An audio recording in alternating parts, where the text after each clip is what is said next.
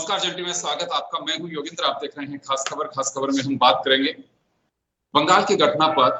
अब राष्ट्रपति भी व्यथित है और उनका कहना है कि ये घटनाएं असहनीय, अब बर्दाश्त नहीं किया जा सकता।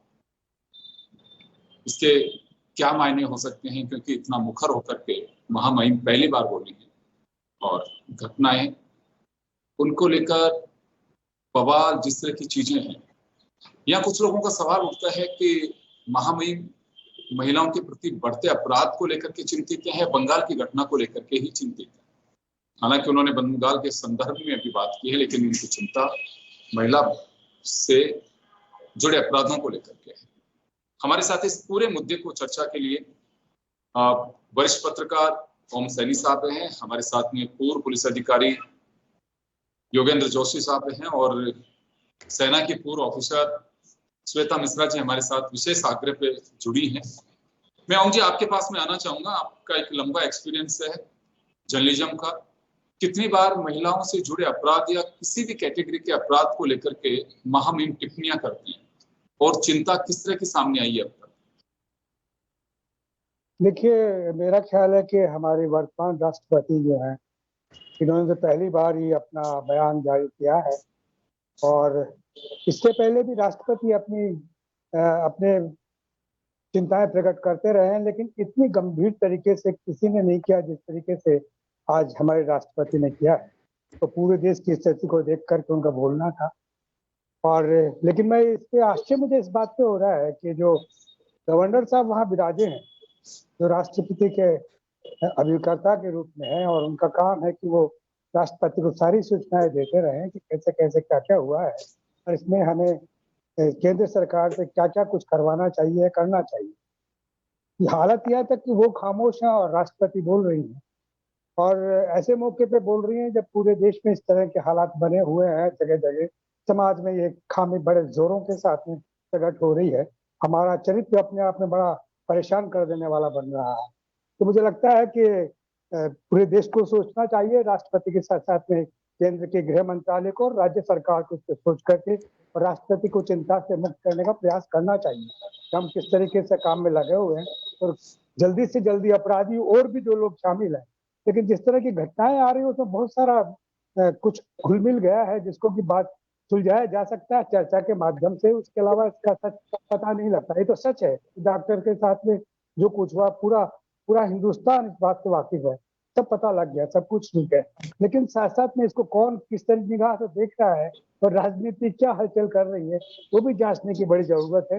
राष्ट्रपति की चिंता से तो निश्चित रूप से हमें आश्वस्त होना चाहिए कि देश का जो प्रथम राष्ट्रपति है, मतलब जो सर्वोच्च पद पर बैठा, वो आदमी अपनी चिंता प्रकट कर रहा है और महिला के रूप में ज्यादा चिंता प्रकट कर रहा है। तो चर्चा में कह रहा है कि मुझे डर लगता है।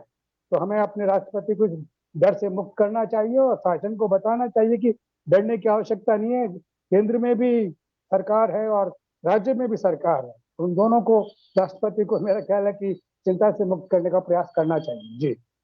जी श्वेता मैम, आपके पास में आना चाहूंगा मैं।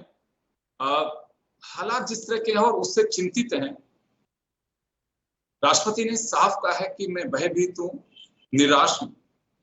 क्या मायने हो सकते हैं इसके? योगेंद्र जी, राष्ट्रपति सुप्रीम कमांडर हैं इंडियन आर्म्ड फोर्सेस के, और वो एक महिला हैं। एक सुप्रीम कमांडर और महिला होते हुए जब उन्होंने ये मैसेज भेजा है और वो रेप के अगेंस्ट मैसेज भेजा है, तो पहली बात तो मुझे इस बात का सेटिस्फेक्शन है कि इस डिबेट में एक नई एनर्जी आएगी। अभी तक जो अगस्त 9 से लेकर आज तक, जो अगस्त 9 पे जब ये इंसिडेंट हुआ है रेप और मर्डर का, और उसके बाद से लेकर अभी तक ये एक पॉलिटिकल एंगल बनता जा रहा है। ऐसा लग रहा है कि किसी एक पॉलिटिकल पार्टी का इशू है या दूसरी पॉलिटिकल पार्टी का अपर हैंड है।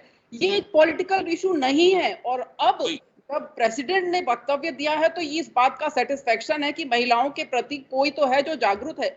उनका ये स्टेटमेंट कि महिलाएं लेसर ह्यूमन बीइंग्स नहीं है, एक बहुत बड़ा स्टेटमेंट है।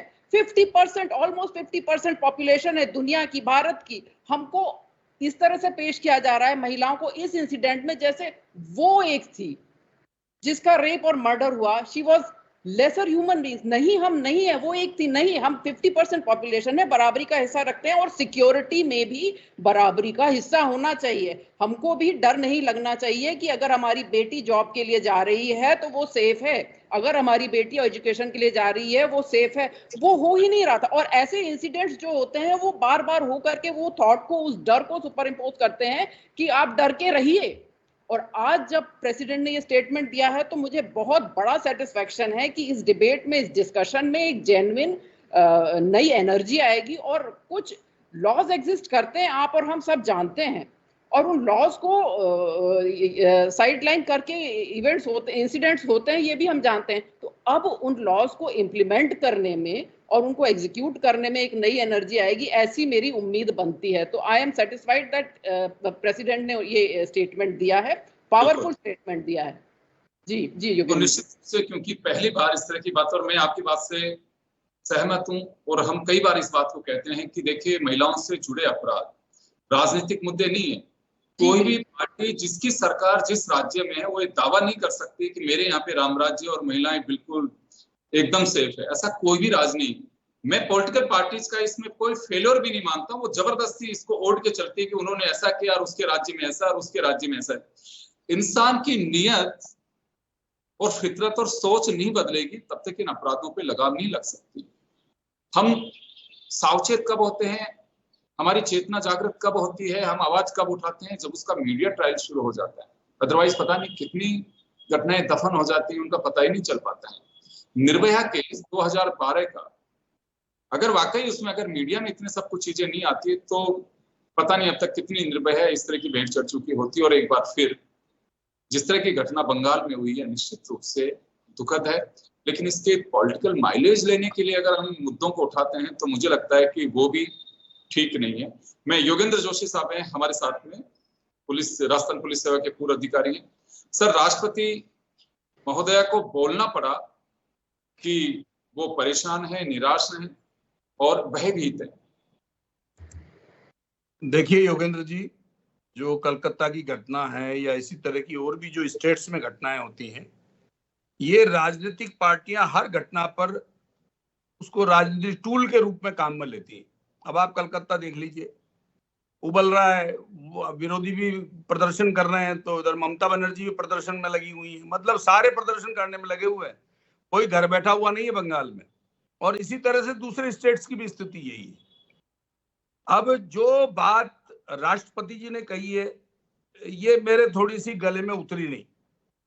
कारण कि देखिए, राज्यपाल वहां पहले भी एक राज्यपाल रहे हैं जो दौड़ दौड़ करके कभी सचिवालय में घुसते थे, कभी विधानसभा में घुसते थे, फिर कहते थे यहाँ लॉ एंड ऑर्डर बहुत कमजोर है, यहाँ की व्यवस्था खराब है। इन राज्यपाल को भी सुना है मैंने कि ये कह रहे हैं कि साहब लॉ एंड ऑर्डर बिल्कुल खत्म हो चुका है। और कहीं ये बैठे थे, दिल्ली में मिलने आए थे राष्ट्रपति से, प्रधानमंत्री से, तो ये कह रहे थे वो देखिए दिखावा कितना करते हैं लोग, वो टेलीफोन पर बात कर रहे हैं वो जो मृतका है उसके परिवार वालों से, हम तुम्हारे साथ खड़े हैं, चिंता मत करो। बैठे बैठे कह रहे हैं ये कि हम तुम्हारे साथ खड़े हैं, चिंता न करो। तो ये इस तरह की जो बातें करते हैं ये राजनीतिक लोग, क्योंकि राज्यपाल भी राजनीतिक ही है। अब उसमें मां महिम राष्ट्रपति जी जुड़ गई। अरे भाई, कहने की बात यह है कि राष्ट्रपति जी, आप भारत की राष्ट्रपति हैं, आपके पास पता नहीं क्या क्या पावर है, 356 की पावर आपके पास है। अगर आप ही निराश हो गई और आप ही बिल्कुल भयभीत हो गई तो फिर हमारा क्या होगा? हम कहाँ जाएंगे भाग के? हम तो किसका पल्लू पकड़ेंगे भाई? जब हमारे देश का राष्ट्रपति ऐसा हो गया कि मेरा तो मन ही जो है खराब हो गया घटना को लेकर के, मैं भयभीत हूँ, निराश हूँ, तो साहब फिर पब्लिक का क्या होगा? तो मेरे कहने का तात्पर्य है कि राष्ट्रपति जी को पुनः अपने जो शब्द हैं उन पर दोबारा सोचना चाहिए और कार्रवाई करनी चाहिए। अगर वहां पर लॉ एंड ऑर्डर कंट्रोल में नहीं है तो इनके पास अधिकार है, ये उनको, गवर्नमेंट को सस्पेंड करें। क्यों नहीं करते हैं सस्पेंड उसको? पिछली विधानसभाओं में भी वहां पर कितनी लॉ एंड ऑर्डर की सिचुएशन हुई, कितने लोग मर गए, लेकिन नहीं। तो क्या करते हैं ये हमारे जो राजनीतिक दल होते हैं, ये इनको इनके किसी के मरने करने से फर्क नहीं पड़ता, इनको अपनी राजनीति चाहिए, इनको सत्ता चाहिए, ये देखते हैं। अब आप देखिए, ममता बनर्जी के फर्क पड़ रहा है क्या? मतलब राष्ट्रपति के तो फर्क पड़ गया, लेकिन ममता बनर्जी के फर्क नहीं पड़ रहा। वो ये कह रही है बंगाल जलेगा तो असम जलेगा, यूपी दिल्ली जलेगा, उड़ीसा में जलेगा, यूं करेगा। ये हालत है हमारे देश के राजनीतिक दलों की योगेंद्र जी। है, मुझे शर्म आती है इस प्रकार के राजनीतिक दलों के सब के नेताओं से बात करते हुए या इनके बारे में सोचते हुए। और इतनी घृणित बातें करने वाले के साथ उनके लिए ये हमारी महामहिम राष्ट्रपति जी कह रही है कि मैं भयभीत और निराश हूं। अरे राष्ट्रपति जी, आपके पास वो पावर है जो किसी के पास पावर नहीं है।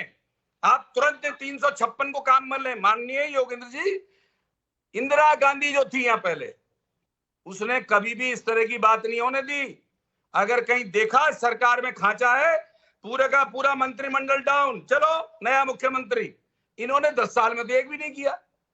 ये भले ही उनके एमएलए एमपी को तोड़ तोड़ के सरकारें गिराते फिर। इससे क्या होता है योगेंद्र जी? आज हर स्टेट के अंदर अव्यवस्था फैली हुई है। राजस्थान में कितने क्राइम हो गए पिछले 4-5 दिनों में? जोधपुर देखिए कैसा चल रहा है।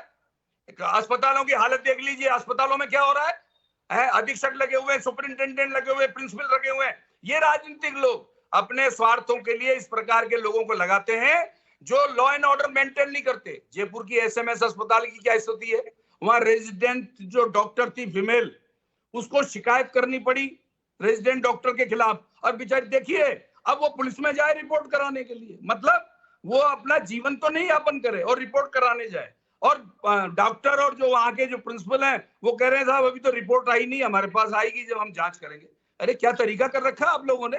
आप लोग राजनीतिक पदों को ग्रहण कर लेते हैं और फिर वहां व्यवस्था नहीं फैलाते।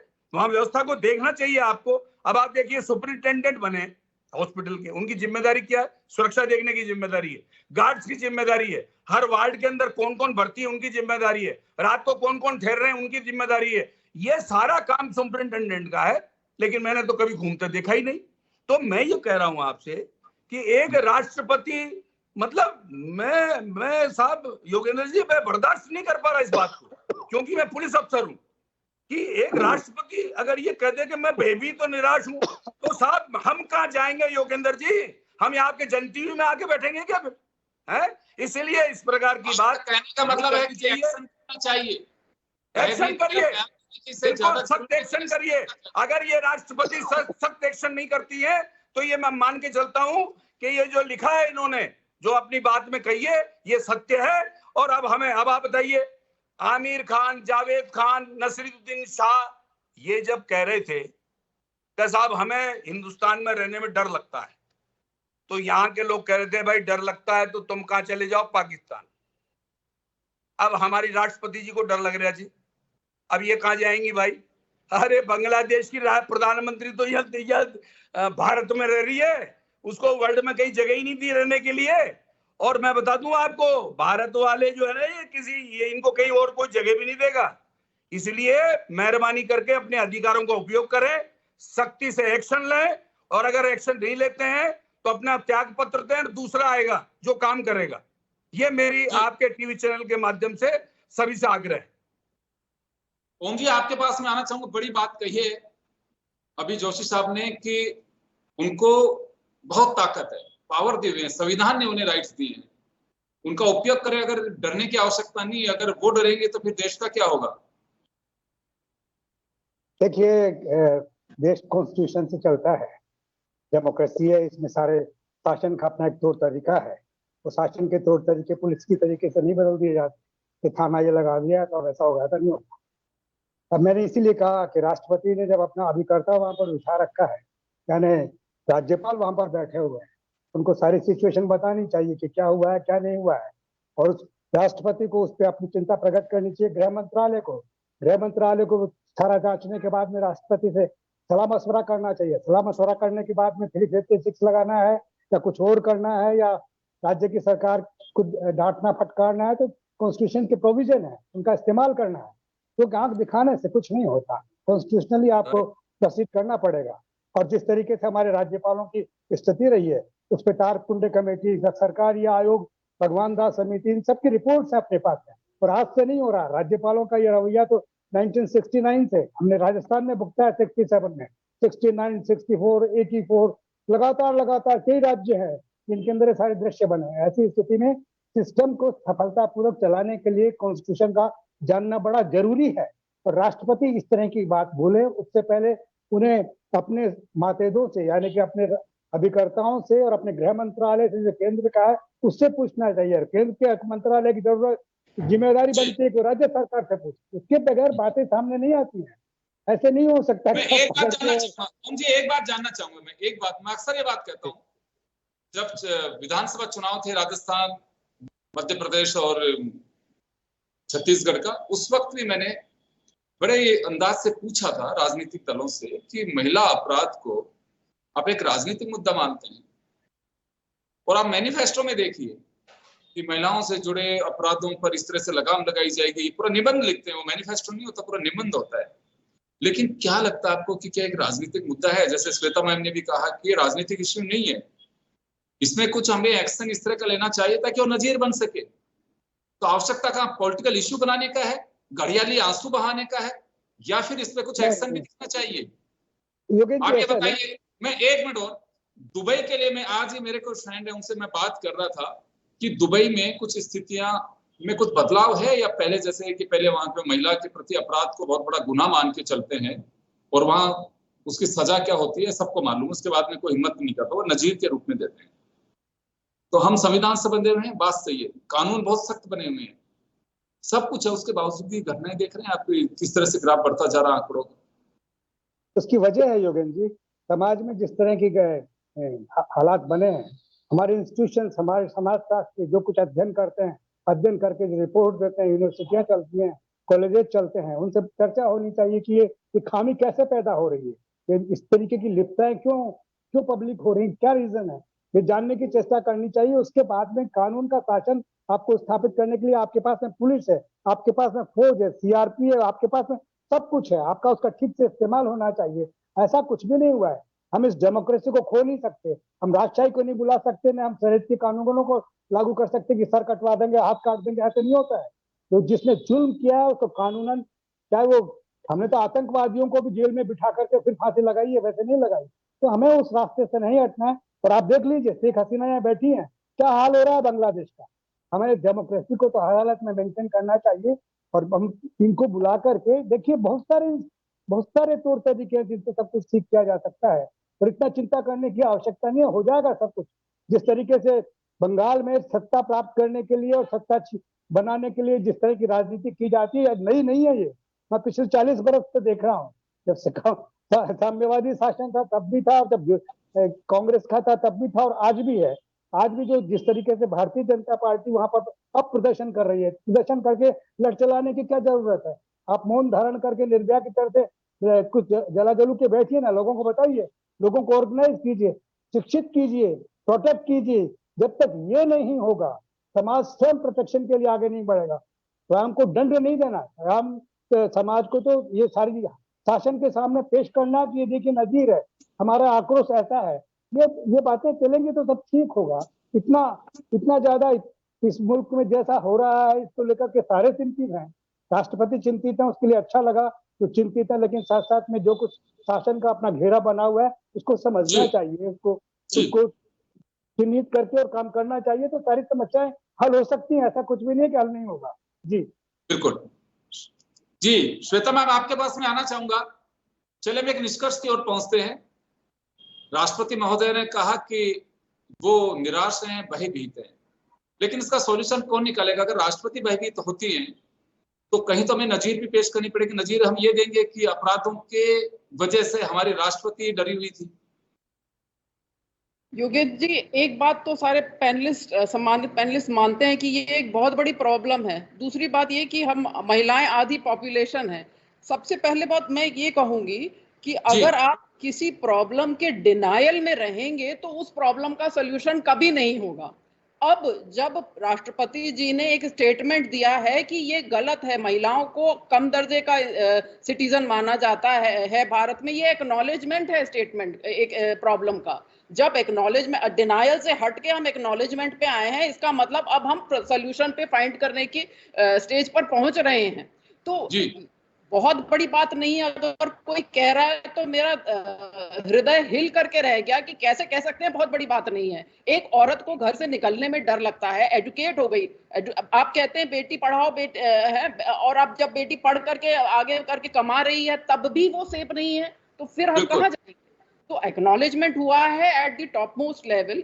अब हम ये उम्मीद रखते हैं कि टॉप मोस्ट लेवल से स्ट्रॉन्ग पॉलिसीज इनिशिएट होंगे एग्जीक्यूट करने के लिए लॉज को, रूल्स को, और जो नहीं एग्जीक्यूट करते हैं उनके अगेंस्ट सैंपल बनाया जाएगा, एक्शन लिया जाएगा। तो जस्ट एक स्टेटमेंट और है, justice should not only be done, it should be seen to have been done. अगर उन लोगों के अगेंस्ट एक्शन लिए गए हैं वो इतने जोर से दिखने चाहिए हर इंसान को, हर आखिरी इंसान को, ताकि उसका रूह कांप जाए अगली बार ये क्राइम कमिट करे वो।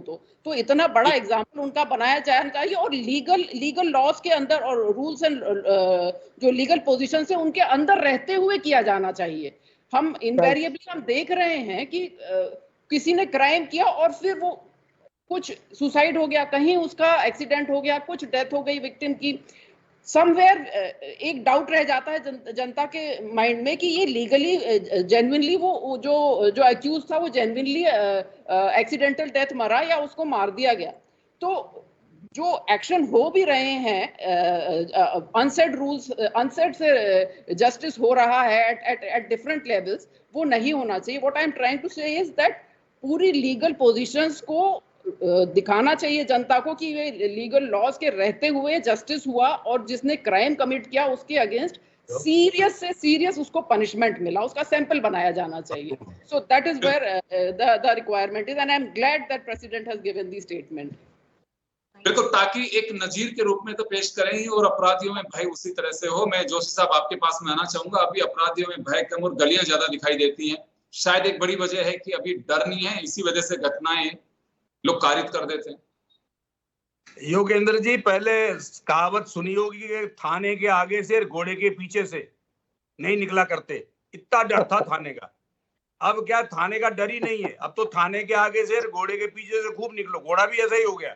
अब क्या है, हमारे यहाँ जो ये जेल बने हुए ना, ये जेल आराम गाह बने हुए हैं। आप देखिए, लाली छाई हुई है जितने अपराधी हैं, चाहे वो कैसा भी अपराधी हो।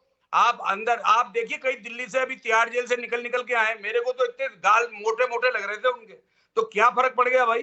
वो पुराने जमाने की सजाएं मिल रही है क्या? गट्टी कोई पिसवा रहा है क्या? पत्थर कोई तोड़वा रहा है क्या? तो हमारे यहाँ क्या है, ये सामाजिकरण कर दिया अपराधियों का, इसलिए ये जेल जो है ना, ये सफिशिएंट नहीं है अपराधियों को सजा देने के लिए। आप देखिए 1986 में अपने राजस्थान हाई कोर्ट ने लक्ष्मी देवी के मामले में कहा था, उसके लिए जघन्य अपराध किया था, उसके लिए कहा था हाई कोर्ट जज ने राजस्थान के ने कि इसको सार्वजनिक रूप में फांसी की सजा दी जाए। ये हमारे राजस्थान हाई कोर्ट का निर्णय है। फिर सुप्रीम कोर्ट में गए तो सुप्रीम कोर्ट ने अनुच्छेद 21 का हवाला दिया कि नहीं भाई, हमारे देश में ये नहीं होगा। अरे भाई, नहीं होगा बहुत अच्छी बात है, लेकिन जो बच्चियों के साथ हो रहा है, 2.5-3 साल की बच्चियों के साथ, वो इस फांसी की सजा से बहुत ज्यादा घृणित है। ये नहीं समझ पा रहे हैं ये लोग, ये कानून बनाने वाले, ये समाजविद, जितने सामाजिक संस्थाएं चलाते हैं, ये जो सरकारी पैसे से एनजीओ चलाते हैं, जो ये सरकार के ऊपर, पुलिस के ऊपर, न्यायपालिका पर दबाव डालते हैं, मैं ऐसी संस्थाओं की घोर आलोचना करता हूं।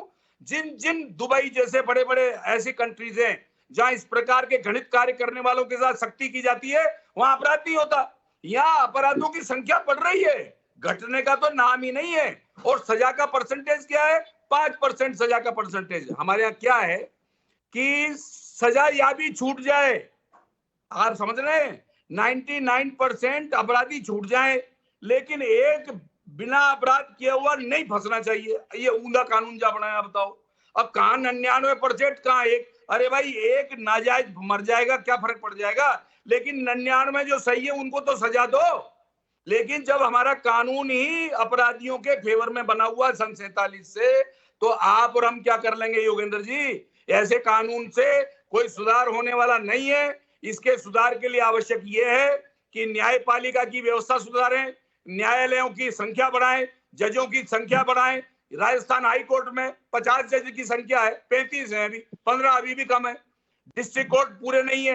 अब ये राजनेता जो है, 1000 रुपए फ्री, बिजली फ्री, नल फ्री, ये फ्री, वो फ्री। अरे भाई, आप जो इंफ्रास्ट्रक्चर है देश का उसको डेवलप नहीं कर रहे हैं। कानून, अब पुलिस इतनी है नहीं साहब, अब आपने नया कानून डाल दिया, पुलिस वाले कह रहे हैं हमारे को छुट्टी दो, हम तो घर जाएंगे, हमें नए कानून से काम नहीं कर सकते हैं। तो भाई उसके लिए पुलिस की संख्या क्यों नहीं बढ़ा रहे? पुलिस की संख्या बढ़ाते हैं तो टीपालॉजी करा देते हैं, नेता पेपर आउट करा देते हैं, पैसे खा जाते हैं। पूरा देश इन राजनेताओं से परेशान है। सबसे पहले तो इनकी धुलाई कराई जाए योगेंद्र जी, और नए प्रकार की राजनीति इस देश में आवश्यकता है, अन्यथा प्रजातंत्र बहुत हो लिया, अब यहाँ गदर तंत्र चल रहा है इस देश के अंदर। चले, मैं माफी चाहूंगा सर, समय का अभाव है खैर, लेकिन आज ये मुद्दा प्रासंगिक इस वजह से बना कि महामहिम निराश हैं, बहे बीते, उनका ये बयान बहुत मायने रखता है और मुझे लगता है कि कुछ एक्शन प्लान होना चाहिए। घटनाओं पे इतना मैं चलते चलते जरूर कहूंगा कि सबसे ज्यादा अपराधियों में तो भय होना ही चाहिए, लेकिन राजनीतिक दलों को भी ये जरूर समझना चाहिए कि महिलाओं से जुड़े अपराध सियासत का मुद्दा नहीं है। ये एक हमारा ऐसा एक नासूर बन गया है समाज में कि उसके लिए पॉलिटिकल एजेंडा साइड में रख करके आपको इससे निपटना होगा। अदरवाइज एक राज्य में जहां आपकी सरकार नहीं है वहां आप तूफान मचाओ, जिस राज्य में आपकी सरकार है वहां पे आप डिफेंसिव हो जाओ कि नहीं हमने सजा दिला दी, अपराधी बच नहीं सकते, हम अपराधियों के साथ खड़े हैं, हम ये कर देंगे, वो कर देंगे, ये कर देंगे। तो देखिए, राजनीतिक मुद्दा नहीं है, कोई भी पार्टी हो, मैं सभी पार्टियों के लिए कह रहा हूँ। जिस राज्य के अंदर कांग्रेस शासन में है तो वहां कहेंगे कि देखिए हम सख्त से सख्त सजा देंगे, जहां बीजेपी शासन में है वो उनका भी बयान है, चेहरे बदलते हुए दिखाई देते हैं। ये घड़ियाली आंसू बहाने का वक्त नहीं, वास्तव में सोचना चाहिए कि हो क्यों रहा है ये, इसकी डेप्थ में जाने की आवश्यकता है। कहीं भी अगर कोई सेफ नहीं है महिलाएं, तो जाहिर सी बात है कि कितनी व्यथित होकर के राष्ट्रपति को ये बयान देना पड़ा। आप सभी का बहुत बहुत शुक्रिया। खास खबर में इतना ही, दीजिए इजाजत, नमस्कार।